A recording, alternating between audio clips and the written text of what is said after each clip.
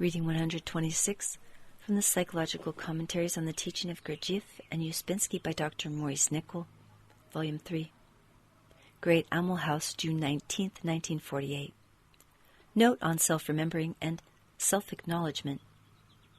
Work teaching. It is necessary to realize that we do not remember ourselves. Only by sincere self-observation, over a time, can we begin to acknowledge that we do not remember ourselves. This is the starting point of being able to remember oneself, and this, in turn, is the starting point of being able to do. Commentary.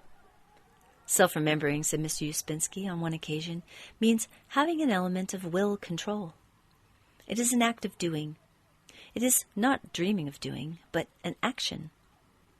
At first, it takes force because it is using something we are not accustomed to use.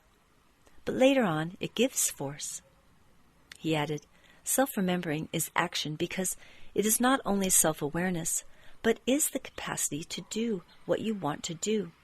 At first on a small scale, as for example, to control yourself in a fit of temper, or to behave differently on some occasion when, mechanically, you would have behaved as you always do. Now, in connection with these remarks of O, it is of course necessary for a man to begin to observe how he behaves first of all. If you have no idea how you behave, if you cannot see yourself at all, but are completely identified with yourself, then indeed all work on yourself is useless. You will have no idea what the work is about or where its point of application lies, namely in yourself. Remember, we are heavily guarded by buffers, attitudes, and pictures of ourselves, etc., in regard to attacks by others. To tell another his faults leads nowhere, except to bad feeling or violence. We cannot change one another, although we can make room for others to change. But this work tells you yourself to observe yourself, in the light of what the work teaches, so that you can change yourself. That is, it starts inside you, like a spy inside your heavily guarded fortifications. Yes, observing I is a spy. Therefore, the whole matter depends on sincerity with oneself. If you refuse to acknowledge to yourself what you observe, you will get into a lifeless, negative inner tangle. If, on the other hand, you privately acknowledge it, then even if you find yourself unable to change anything, you find gradually that you are being helped, not in the way you expected, just because you acknowledge. So very much depends on this inner sincerity, which is self-acknowledgement. So it is the opposite of self-justifying. It opens things. Self-justifying shuts things. Let me add, however, that people may suppose they acknowledge while beneath lies self-justification, and so their self-acknowledgement is spurious and opens nothing, in fact closes inner things more than ever. In that case, the reception of forces from higher centers, that is, help, is more blocked than ever by this lying to yourself. Now, an act of self-acknowledgement is very brief, just as is a moment of self-remembering. It has nothing to do with bewailing or lamentation or being negative.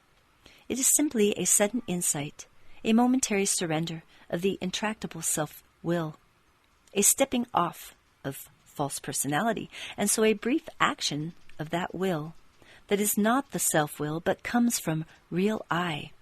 For real I has no self-love, and so no self-will, but real will. The result is that things can begin to be rearranged in the right order in oneself, for this is what higher centers are trying to do every moment. As we know, almost everything in us is wrongly connected up, and we try to lead life with the machinery that not only is clogged with dirt and rust, such as fixed attitudes, but also connected up in a way that it was not designed for. Now, in the approach of the continual study of what self-remembering means, let me remind you that one of the first things said is that we must see that we do not remember ourselves, but on the contrary are continually identified with everything that happens within and without. This realization can only come about gradually. To pretend it, is worse than useless. From this gradual realization, we can become aware that we are mechanical, that we feel, think, and act mechanically.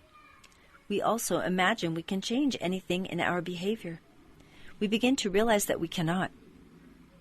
Now, the realization of one's mechanicalness is called one form of self-remembering. New realization signifies new consciousness. This new consciousness shows us that what before we imagined was consciousness and conscious behavior is not consciousness but mechanicalness. And it is this new consciousness that lifts us above our previous level of consciousness. It belongs to the third state of consciousness, namely the state of self-remembering that everyone must seek in the work. The next thing in this first approach to the continual study of self-remembering is to make some temporary aim, and when you try to remember yourself, to remember your aim at the same time. This has to do with what was said earlier in connection with self-remembering being more than self-awareness, because it contains an element of will control, as controlling oneself in a fit of temper. To remember oneself in connection with a work aim gives force because it draws force out, say, of the fit of temper into itself. That is, it can do so. But do not think that every time you remember yourself and an aim of this kind together, you will be successful. If you are not, then acknowledge you are not and do not get negative. Otherwise, you will get wrong associations connected up with all your work efforts.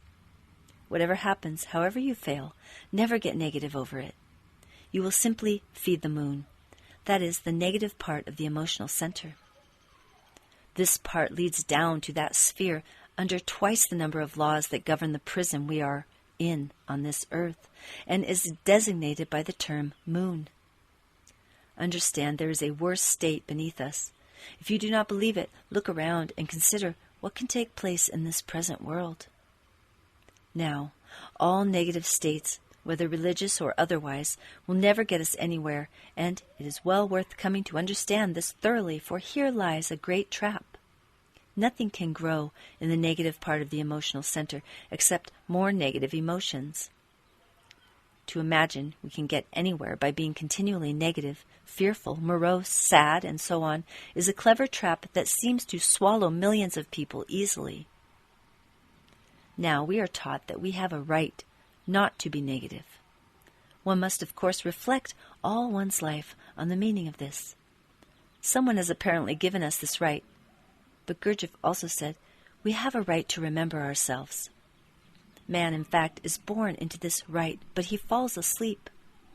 Now, finally, reflect on the fact that help is there, but cannot reach us in the second state of consciousness, where we are identified with everything, but only when we are in the third state of consciousness. It is possible to say in this connection that taking the work only on the level of the second state of consciousness, characterized by identifying and by multiplicity of eyes, all conflicting and wishing to go in different directions, people make a problem of everything, including the work.